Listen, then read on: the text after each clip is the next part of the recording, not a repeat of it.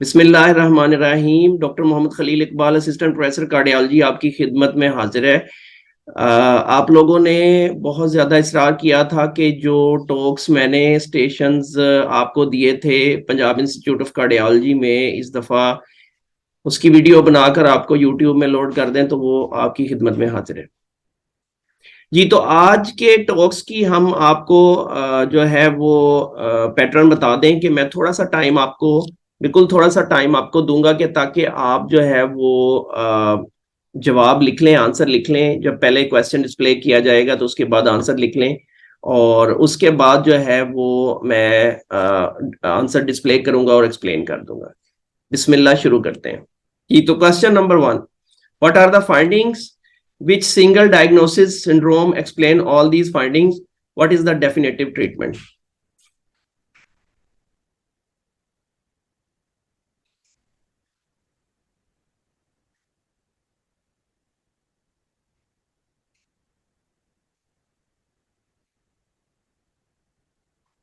جی, تو جیسے کہ میں نے آپ کو ٹاکس کے سیشنز میں بتایا ہے کہ آپ کو کچھ بھی وہ پوچھ سکتے ہیں, فائنڈنگز پوچھ سکتے ہیں, موڈیلٹی پوچھ سکتے ہیں, ویوز پوچھ سکتے ہیں. تو سب سے پہلے موڈیلٹی اگر آپ دیکھیں تو یہ ٹرانس تھوریسک ایکوکارڈیوگرافی ہے, اور اس میں آپ کو نظر آ رہا ہے 4 چیمبر ویو.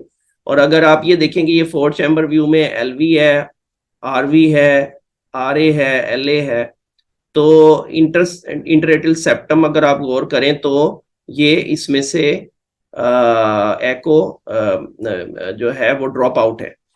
تو اس کے تھرو اگر یہاں کلر ڈاپلر میں دیکھیں, اور یہ میں نے آپ کو بتایا تھا کہ کلر ڈاپلر جب دیا اور 2D سائملٹینیسلی دیا ہو تو آپ نے ہمیشہ جو ہے دونوں پہ غور کرنا ہے. 2D بھی آپ کو کچھ بتا رہا ہوگا اور کلر ڈاپلر بھی آپ کو کچھ بتا رہا ہوگا. تو 2D جو ہے وہ یہ بتا رہا ہے کہ انٹریٹل سیپٹم مسنگ ہے, ایکو ڈراپ آؤٹ ہے, اور جو کلر ڈاپلر ہے اس میں سے وہ دیکھیں کلر جا رہا ہے, اور چونکہ اس کی طرف پروب کی طرف جا رہا ہے تو یہ آپ کو ریڈ شیڈو دے رہا ہے. ٹھیک ہے جی. اور اگر آپ انٹریٹل سیپٹم کو غور کریں تو یہ کمپریسڈ ہے, یعنی کہ یہ ڈائسٹلی میں اسپیشلی کمپریس ہوتا ہے. تو اگر ایک پارٹ آف دا سائیکل میں کمپریس ہو تو پھر اوور لوڈ ہوتا ہے, والیوم اوور لوڈ ہوتا ہے. اگر دونوں پارٹ آف دا سائیکل میں کمپریس ہو تو آپ کہتے ہیں جی کہ یہ پریشر اوور لوڈ ہے. لیکن یہاں پر آلموسٹ دونوں میں ہی اس میں کمپریس ہو رہا ہے, تو اس وجہ سے آپ یہ کہیں گے کہ یہ پریشر اوور لوڈ ہے. اور آپ دیکھیں ٹرائیکسپڈ ویلو جو ہے وہ لیک کر رہا ہے بہت زیادہ. ٹھیک ہے نا, ریگرجیٹیشن ہو رہی ہے, دیٹس وائی کہ یہ اس کو کہیں گے ٹرائیکسپڈ ریگرجیٹیشن. اور اس طرف مارٹل ریگرجیٹیشن بھی سویئر ہے. اس کے علاوہ آر اے اور آر وی جو رائٹ سائڈ چیمبر ہیں وہ انلارج ہیں. تو یہ پلمے ہائپرٹینشن کو شو کرتی ہیں یہ فائنڈنگز. اس کے علاوہ آپ کی رائٹ سائڈ چیمبرز انلارج ہیں. اور ہاں, یہ چیز غور کریں کہ جو مارٹل ویلو ہے وہ رومیٹک ہے. اس میں پوسٹیریئر مارٹل کا میشر جو ہے, پوسٹیریئر مارٹل لیفلیٹ جو ہے وہ اتنا زیادہ موو نہیں کر رہا. ٹھیک ہے نا. تو یہ بھی آپ ریسٹرکٹیڈ ہے posterior P M L, posterior mortal leaflet. اور اس کے علاوہ جو ہے وہ رومیٹک ہے. ٹرائیکسپڈ ویل بھی جو ہے وہ ہارڈ اور تھکر نظر آ جو رومیٹک ہے. تو واٹ آر دا, اب اگر اس کا آنسر دیکھ لیں, are a are we dilated ہے, سویئر رومیٹک ایم آر ہے, ماڈریٹ ایک ٹی آر ہے, سیکنڈم اے ایس ڈی. اور یہ دیکھیں اوپر اور نیچے اس طرح کا اے ایس ڈی جس میں اوپر اور نیچے درمیان میں مسنگ ہو تو سیکنڈم اے ایس ڈی کہلاتا ہے. تو سیکنڈم اے ایس ڈی ہے ود لیفٹ رائٹ شنٹ, اس لیے ہے کیونکہ یہ فلو جو ہے اگر آپ دیکھیں ریڈ کلر کا اس طرف کو جا رہا ہے. ٹھیک ہے جی. اب اس کا کیا ہوگا جی, سرجری ہوگی, mortal value replacement and A S D repair ہونا چاہیے. Next question. 50-year-old lady presented with severe shortness of breath. Which view of transthoracic echocardiography? What is the most prominent finding and how would you treat?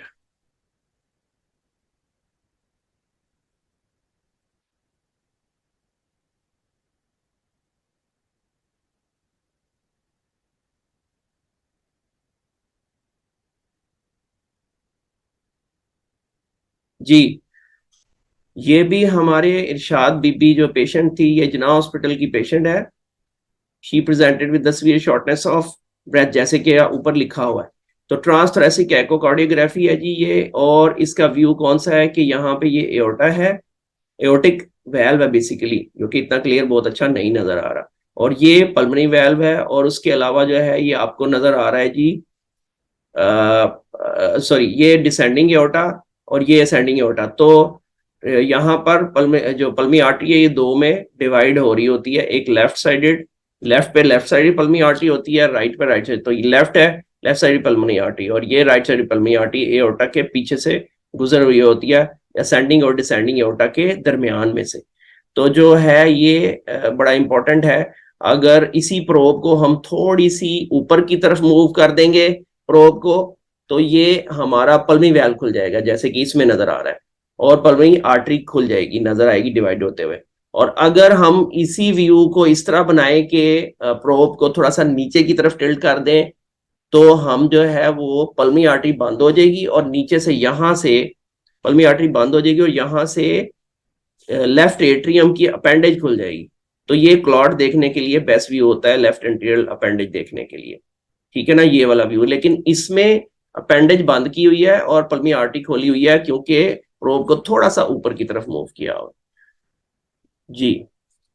Piece tunnel short Axis ہے جی, view اور پلمنی ایمبولزم جو ہے سین mobile client جو ہے نا, آپ پلمنی ایمبولزم میں جیسے کہ آپ دیکھ رہے ہیں کہ یہ جو ہے یہاں پر یہ تھرومبس چلا گیا ہے پلمی آرٹری کے اندر, تو پلمی ایمبولزم اس کو کہتے ہیں, اور کلاٹ موو کر رہا ہے, موبائل کلاٹ ہے جو کہ اسپیشلی لیفٹ سائڈ پلمی آرٹری کو بلاک کر رہا ہے, اور ویسے وہ سیٹ کر رہا ہے جو ہے سیڈل ایمبولزم کی طرح. اس کو سیڈل ایمبولزم کہتے ہیں کیونکہ وہ سیٹ کر رہا ہوتا ہے دو پلمی آرٹریز کے درمیان. تھرومبولیسس اس کی کریں گے, اگر اس کا ہم نے کچھ کرنا ہے تو پلمی سرجیکل تھرومبیکٹمی کریں گے, followed by long-term anticoagulation. G third, patient presented with a mild degree of shortness of breath and short systolic at the left parasternal border. Which diagnostic modality is this and in which view is seen? What is the diagnosis? What is the definitive treatment? تھوڑا سا time آپ کو دیتے ہیں, آپ دیکھ لیں اور جو ہے وہ کوشچن کا آنسر لکھ لیں.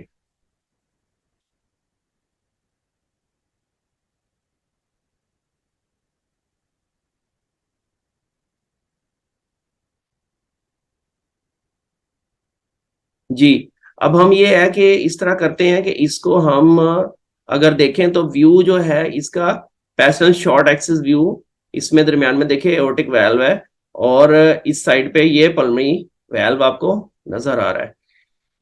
تو اگر ہم اس کو غور کریں تو ہمارا جو اگر کلر ڈاپلر ساتھ دیکھیں تو کلر ڈاپلر میں یہاں سے ٹربولنس ارائز ہو رہی ہے, جو کہ بیسیکلی پلمنی ویلو سے رائز نہیں ہو رہی, پلمنی ویلو سے رائز نہیں ہو رہی, بلکہ یعنی کہ پیچھے سے پلمنی ویلو سے پہلے سے ہی درمیان میں سے رائز ہو رہی ہے, جس کو کہ ہم آر وی او ٹی کہتے ہیں. آر وی کے بعد ایک چھوٹا سا ٹنل ہوتی ہے اور اس کے بعد پلمنی ویلو آتا ہے. تو بیسیکلی پلمنی ویلو اور آر وی کے درمیان جو آر وی او ٹی ہے, وہاں پر اگر آپ 2D میں دیکھیں تو یہ آپ کو ایک میمبرین نظر آتی ہے. یہ 2D میں آپ دیکھیں تو ایک میمبرین نظر آتی ہے, اور یہیں سے آپ دیکھیں کہ یہ جیٹ ارائز کر رہا ہے, ٹھیک ہے نا. تو یہ are we O T obstruction کی طرف جاتی ہے یہ چیز. اب اگر اس کا آپ لینے چاہیں گے اس کا پی جی, تو آپ اس کا پی جی نہیں لے پائیں گے اس ویو میں. عام طور پہ ویسے تو یہ ویو ہی ہوتا ہے are we O T obstruction کو دیکھنے کے لیے, لیکن ایگزیکٹلی جو آپ کی الٹرا ساؤنڈ کی جو لائن ہے کنٹینیوس ویو کی, وہ ان لائن نہیں آئے گی with the jet, with the path of jet. تو ان لائن ضروری ہے میکسیمم پی جی لینے کے لیے اکارڈنگ ٹو دا برنولیز ایکویشن. تو میکسیمم جو ہے نا وہ جو ہے تبھی آپ کو پی جی ملے گا جب وہ ان لائن ہو, پیرلل ہو اس کے جیٹ کے. تو پیرلل جو ہے لینے کے لیے آپ کو شارٹ ایکسس بنانا پڑے گا, کہاں پر, سب کوسٹل ویو. تو عام طور پہ are we O T obstruction کا جو گریڈینٹ ہے وہ یا تو اس ویو میں لیا جاتا ہے اگر ان لائن آ جائے تو پرو, لیکن اگر اس میں ان لائن آئے تو پھر سب کوسٹل شارٹ ایکسس جو ہے وہ ہم ویو لیں گے اس کو اس کا پی جی لینے کے لیے, ٹھیک ہے جی. وچ ڈائگنوسٹک موڈیلٹی, ٹرانس تھریسک ہے جی. دیکھیں ٹرانس تھریسک اور ٹرانس اسوفیجل میں نے ہمیشہ آپ کو یہ بتایا ہے پچھلے ٹاکس کے سیشنز میں بھی, وہ میرے یوٹیوب چینل میں آپ دیکھ لیجئے گا दोनों सेशन 2-2 2.5 घंटे के सेशंस हैं, जिसके अंदर टॉक्स के सेशंस जो कि आप पहले दूसरे चैनल पे भी देख चुके होंगे, मुल्तान इंस्टीट्यूट ऑफ कार्डियोलॉजी के, और यहाँ पर भी मैंने डाल दिया। तो तो ये डायग्नोस्टिक मोडालिटी कौन सी, ट्रांसथोरेसिक। तो ट्रांसथोरेसिक ट्रांसइसोफेजियल में कैसे डिफरेंशिएट करेंगे, उसमें एंगल डिस्प्ले हुआ होता है ट्रांसइसोफेजियल में, इसमें एंगल नहीं है, यानी उसमें घड़ी होती है, इसमें घड़ी नहीं होती, ठीक है जी। तो विच diagnostic modality, ट्रांसथोरेसिक echo, which view, short axis view, pasternal short axis, what is your diagnosis, RVOT obstruction, what is the definitive treatment, इसको हम जो है वो सर्जरी कर देंगे और RVOT की सर्जिकल एक्सीजन करेंगे। जी बिस्मिल्लाह।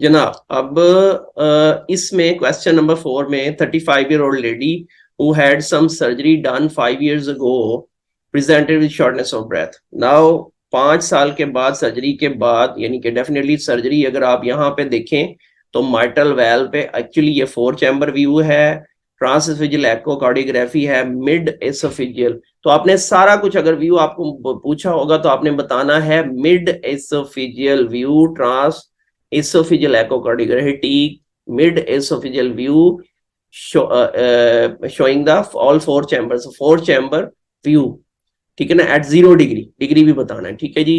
तो इसमें यहाँ आपको माइट्रल वेल्व मिलता है। तो ये माइट्रल वेल्व जो है ये नजर इसलिए नहीं आ रहा कि यहाँ माइट्रल वेल्व पे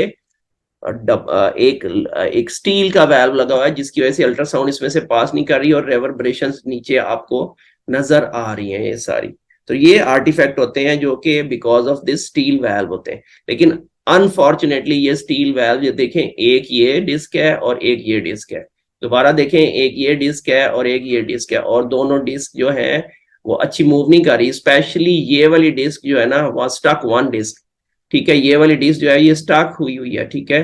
और आप अगर देखें तो इसमें से जब ब्लड जाता है, अब हमेशा मैंने आपको कहा 2D के साथ जब दिया हुआ हो कलर डॉपलर तो दोनों को ध्यान से देखना है। तो कलर डॉपलर में अगर आप देखें तो यहाँ से टर्बुलेंस जा रही, इसका मतलब ऑब्स्ट्रक्शन हुई है डिस्क की।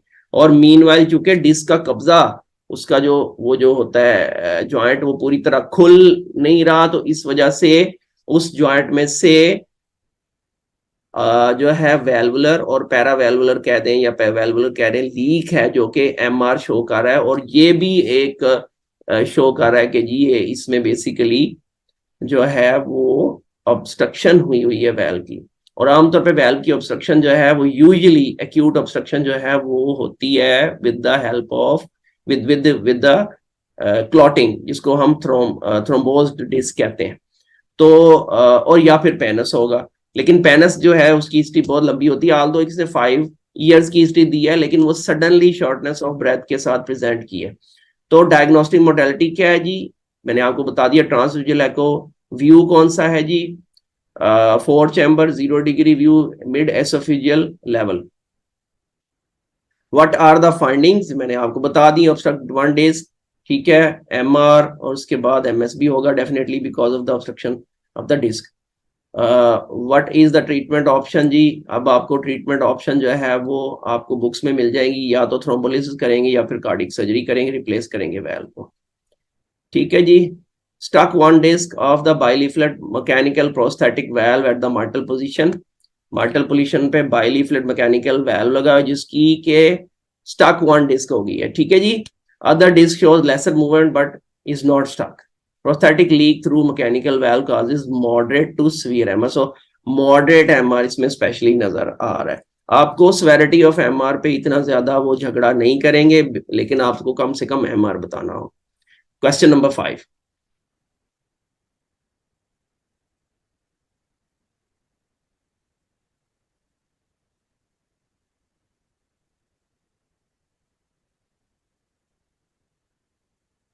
जी बिस्मिल्लाह। A 20-year-old man presents in the OPD with shortness of breath and a systolic murmur. So write the name of both the views.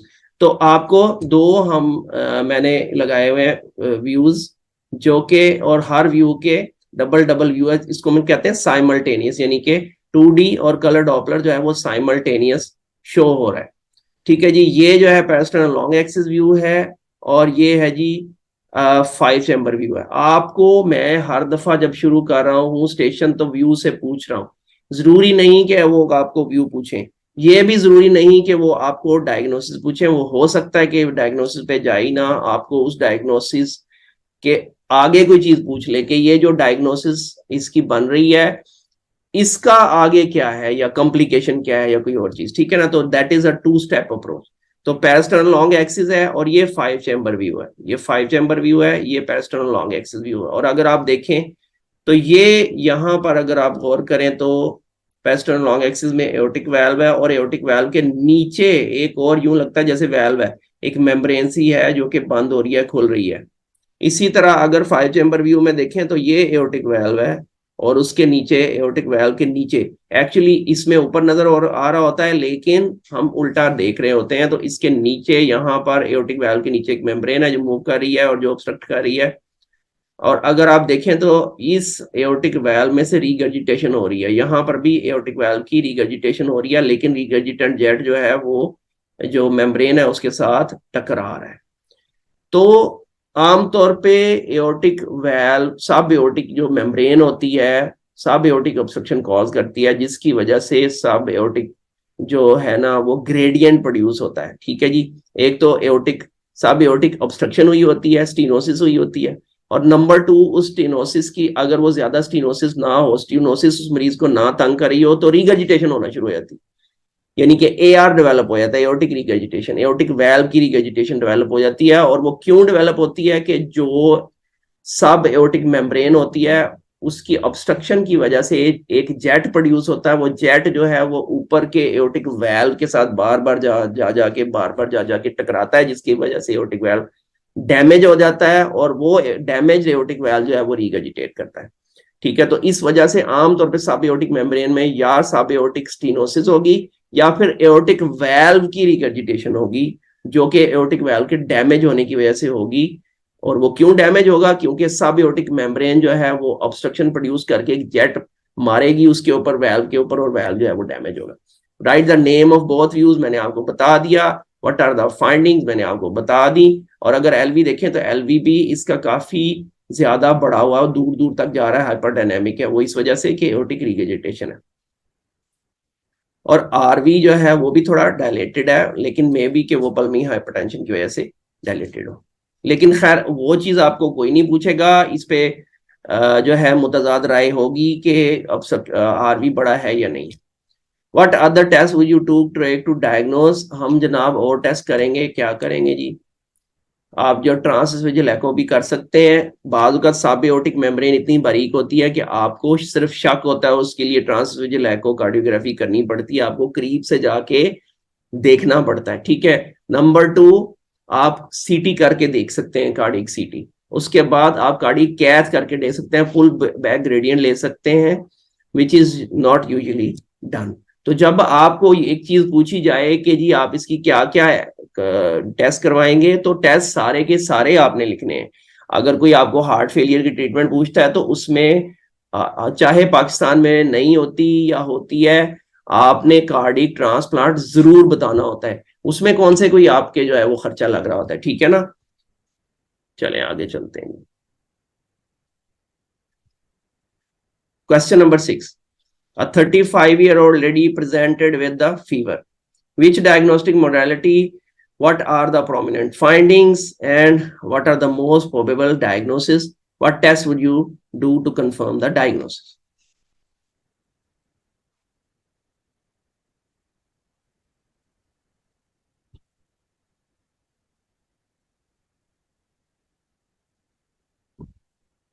جی بسم اللہ. موڈیلٹی جناب یہ آپ کو گھڑی نظر آ رہی ہے جس کے اوپر 105 لکھا ہوا, یعنی 105 ڈگری.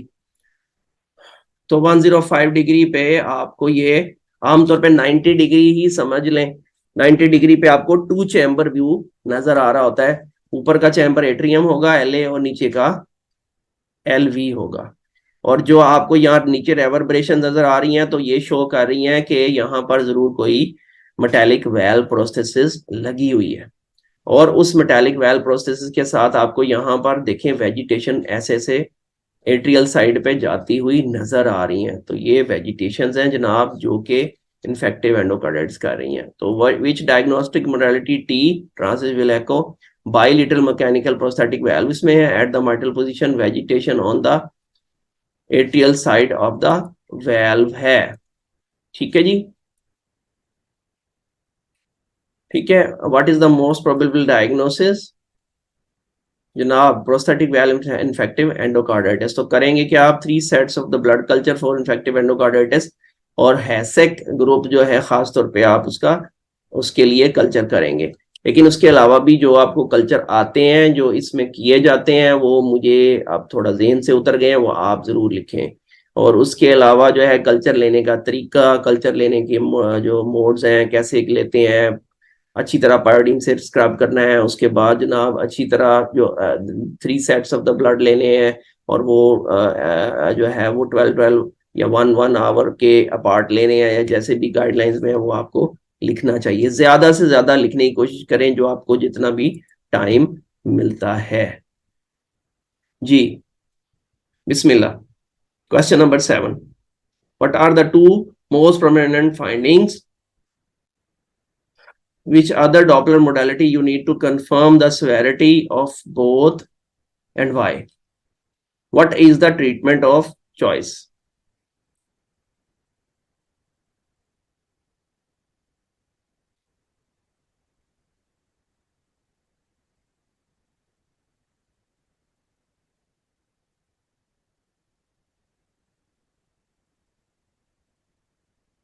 جی چلتے ہیں جی آنسر کی طرف. سب پیری میمبرین. اچھا اگر آپ دیکھیں تو اس میں کیا ہے جی, اس میں کیا ہے سر کہ واٹ آر دا 2 فائنڈنگ. سب جو ہے نا وہ وی ایس ڈی ہے. اب اس کو کوئی پیری میمبرینس کہے گا کیونکہ عام طور پہ سب جو ہوتا ہے پہلے میمبرینس سیپٹم آتا ہے تو پیری میمبرینس کہے گا, لیکن تھوڑا سا آگے جا کے ہے تو اس وجہ سے آپ یہ بھی کہہ سکتے ہیں کہ یہ مسکولر ہے. تو دونوں آپ کے مانے جا سکتے ہیں لیکن پیری میمبرینس تھوڑا سا زیادہ بنتا ہے. اس کے علاوہ دوسری فائنڈنگ یہ ہے اے آر ہے. اب اے آر جو ہوتا ہے with the peri membranes V S D, جو اے آر ہوتا ہے جب وی ایس ڈی سب ایورٹک وی ایس ڈی کے ساتھ جو اے آر ہوتا ہے وہ عام طور پہ چونکہ جو سیپٹم ہے انٹروینٹیکل سیپٹم وہ سپورٹ کر رہا ہوتا ہے ایورٹک ویل کے کسپ کو. تو ہوتا کیا ہے کہ جب وہ نیچے سے بی ایس ڈی بن جائے گا تو وہ سپورٹ ختم ہو جائے گی اور جو ویل کا جو کسپ ہے اسپیشلی رائٹ سائڈ کسپ جو ہے نا وہ نیچے کی طرف جو ہے وہ پرولیپس کرے گا اور اے آر کاز کرے گا. اے آر کی سب سے بڑی کاز یہ ہوتی ہے بی ایس ڈی میں, لیکن بعض اوقات رومیٹک ہارٹ ڈیزیز بھی ہو سکتی ہے, بعض اوقات ڈیجنریٹو بھی ہو سکتی ہے.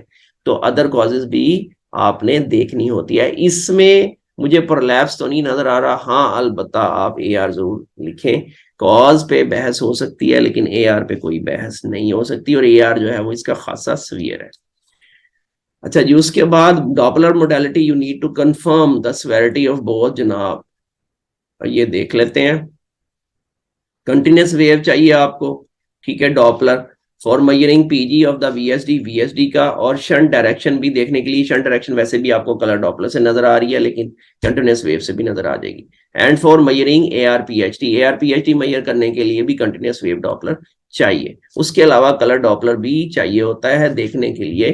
تو ڈاپلر کی دونوں موڈیلٹیز آتی ہیں.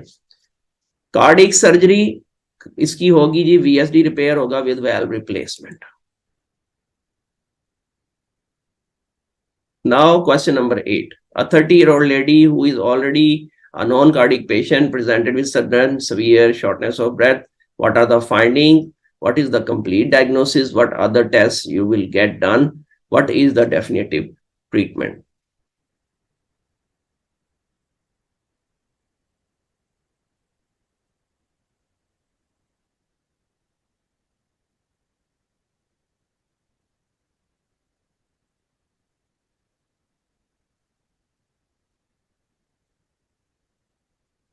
جی फाइंडिंग्स क्या है जी, एक तो ये है कि जो माइटल वाल्व आप देख रहे हैं ये नॉर्मल नहीं है, ये थिकंड है और पीएमएल रेस्ट्रिक्टेड है और वो सही तरह मूव नहीं कर रहा। और अगर कलर डॉपलर देखें, और जैसे मैंने आपको ये कहा कि टॉक्स में हमेशा हर चीज पे गौर किया करें, अगर उन्होंने 2D के साथ कलर डॉपलर दिया है तो क्यों दिया है दोनों चीजें, तो दोनों चीजों से फायदा उठाएं।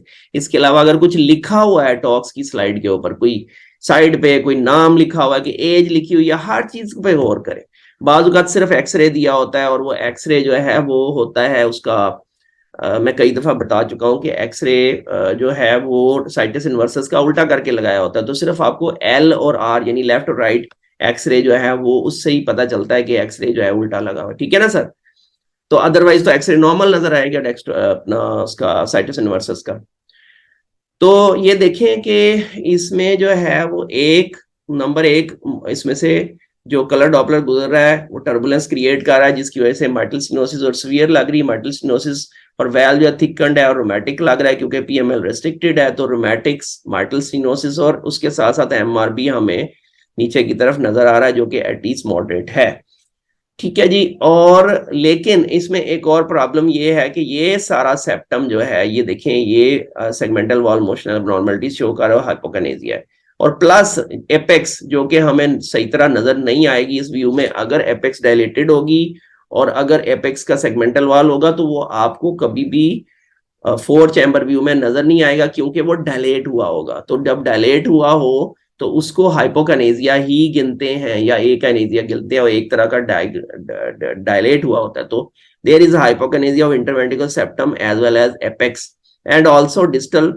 Apical portion of the lateral wall, ठीक है ना। तो ये खास से सेगमेंटल वॉल मोशनल डिफेक्ट्स हैं जो कि आपको शो कर रहे हैं कि ये एबनॉर्मलिटीज जो है सेगमेंटल वॉल मोशन एबनॉर्मलिटीज जो है that are because of the NEMI। तो क्यों ऐसा हो सकता है कि 30-year-old लेडी जो है उसको रोमैटिक हार्ट डिजीज है और साथ MSMR है, उसको सडनली MI हो जाए। तो ये चीज याद रखें कि माइटल स्टेनोसिस में जब क्लॉट जमता है उसके अंदर लेफ्ट एट्रियम में और लेफ्ट एट्रियल अपेंडेज में, तो वो टूट के कहीं भी जा सकता है, जिसकी सबसे पहले जो ब्रांचिंग वेसल आती है वो होती है कॉर्नी आर्टरी। तो कॉर्नी आर्टरी के एओर्टा की जो ब्रांच होती है सबसे पहली, तो कॉर्नी आर्टरी के अंदर वो टूट के जो LA से टूट के LV में गया और LV से एओर्टा में और एओर्टा से कॉर्नी आर्टरी में जाके ब्लॉक कर सकता है वो क्लॉट और MI कर सकता है। इसी तरह वो क्लॉट ब्रेन में जाके CVA कर सकता है। इसी तरह वो क्लॉट जो है टांगों में जाके पेरिफेरल वैस्कुलर ऑब्स्ट्रक्शन कर सकता है, ठीक है जी, especially arterial obstruction. So what is the complete diagnosis? इसमें rheumatic heart disease with mitral stenosis and mitral regurgitation as well as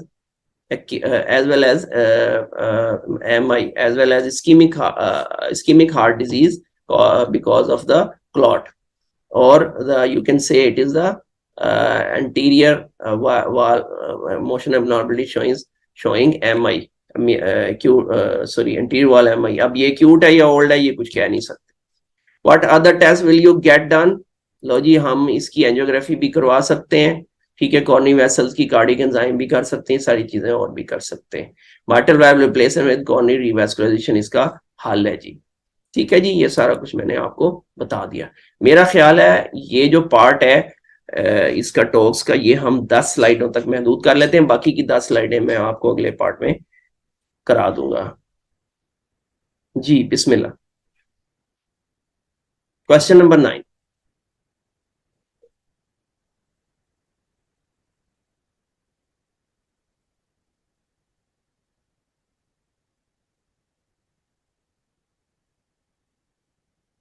ji, question number 9। A 35-year-old lady was being treated with the fever for the fever with ceftriaxone and antipyretics, but not get relieved with antibiotics. She was sent for echocardiography। तो बड़ी simple सी इसकी history है, लेकिन ये history अगर आपको नहीं भी देते फिर भी आपको डायग्नोज करना आना चाहिए क्योंकि वो सामने चीजें नजर आ रही होती हैं।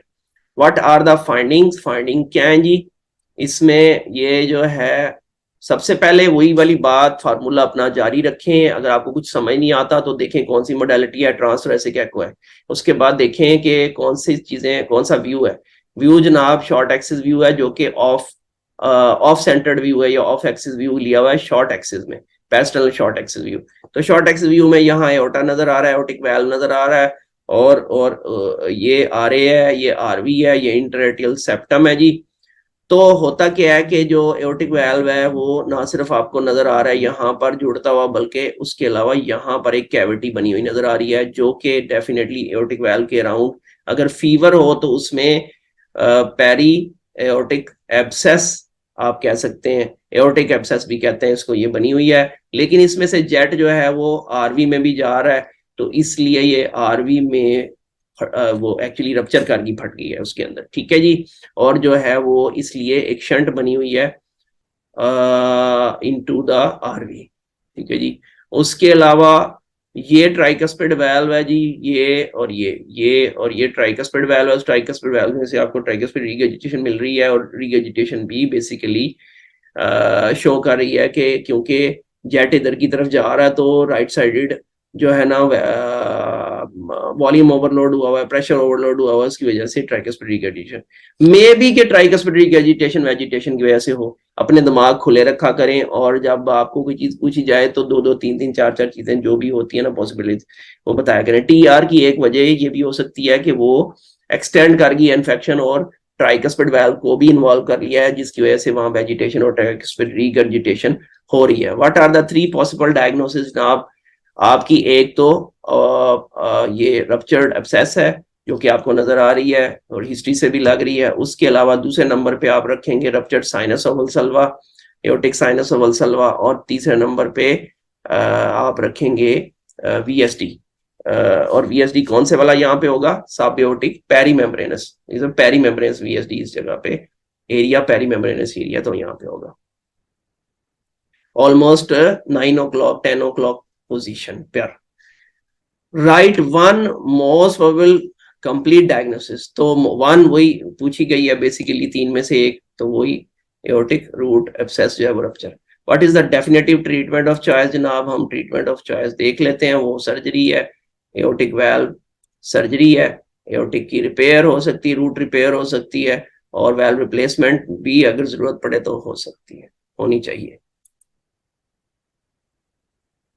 जी। बिस्मिल्लाह। Question number 10, and this is the last question of today. I mean, the part 1 of this talks session.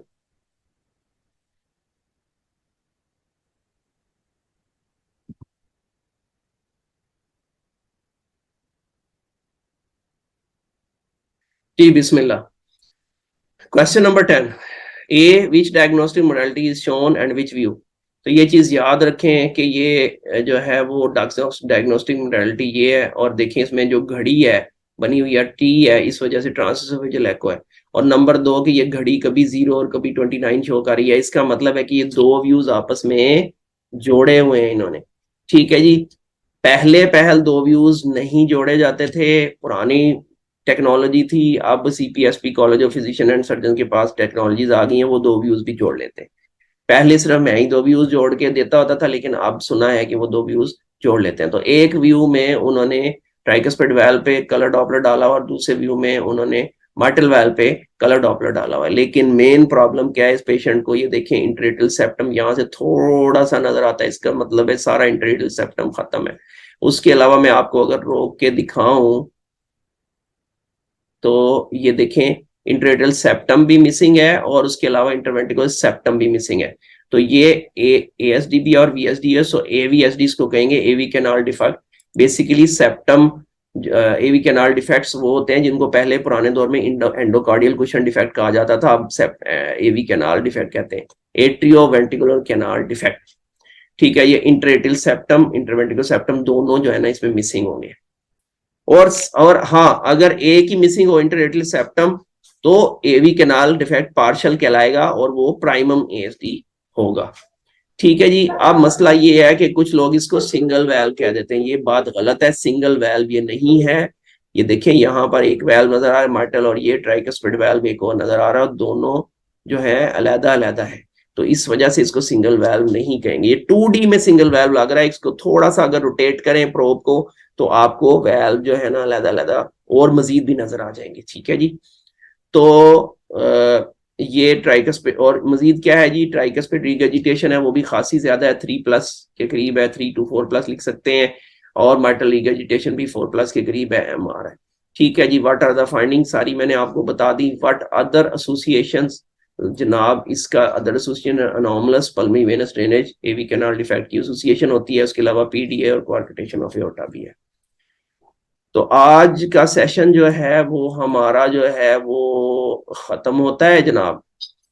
تو جناب آج کا ہمارا سیشن یہیں پہ ہم ختم کرتے ہیں. کل سے ہم نیکسٹ سیشن کے ساتھ اگلے پارٹ میں آئیں گے, اور آپ اگلا پارٹ ضرور دیکھیے گا. تب تک کے لیے ہمیں اجازت. اللہ حافظ.